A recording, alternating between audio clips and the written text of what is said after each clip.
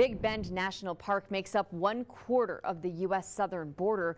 Big Bend and El Paso share a border, but patrolling Big Bend is very different. ABC 7's Nate Ryan and director John McMinn take us on a marathon through the desert in one of the most fascinating phenomena on the United States border in an ABC 7 original.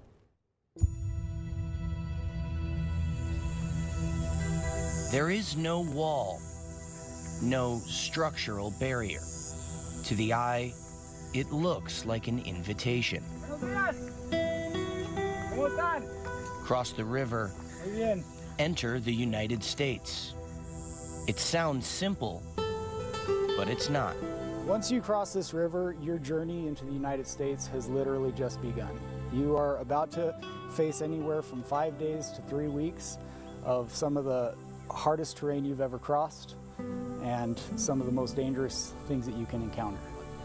The desert here at Boquillas Canyon at Big Bend National Park is one of the most breathtaking places in America. But imagine trekking this desert for 70+ miles to Highway 90. For those crossing the Rio Grande from Mexico, about 40 yards to my left, that's an unfortunate and extremely harsh reality.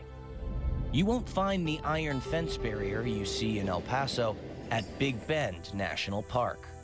We don't have any border wall here in this part of the Big Bend sector, and that's because we have natural barriers, as you see behind me.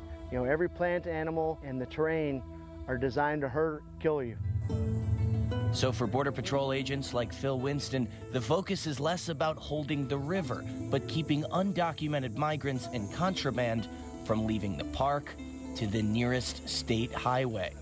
We know that if we can secure the park, we can secure the nation. A theoretical foot race through the desert, from the Rio to Highway 90. It's definitely not the Wild West, but it is the Old West, if you will. We have agents that are very adept at moving through the territory. They're experts in topographical knowledge. They know where people are going. They know how to track them. They are some of our best agents in the Border Patrol and Customs and Border Protection. And in a national park, agents have to differentiate who should and shouldn't be there. The park is filled with hikers.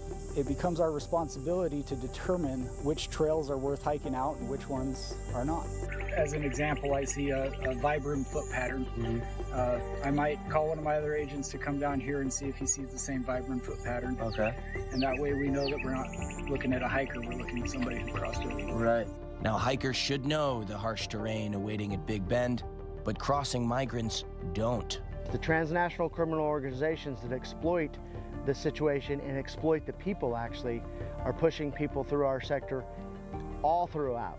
They may not know if they can swim or not, they don't care. If they drown, they don't care. If they expire out here in the desert in the summer heat or in the winter, they don't care. It's a tremendous concern for Big Bend Border Patrol.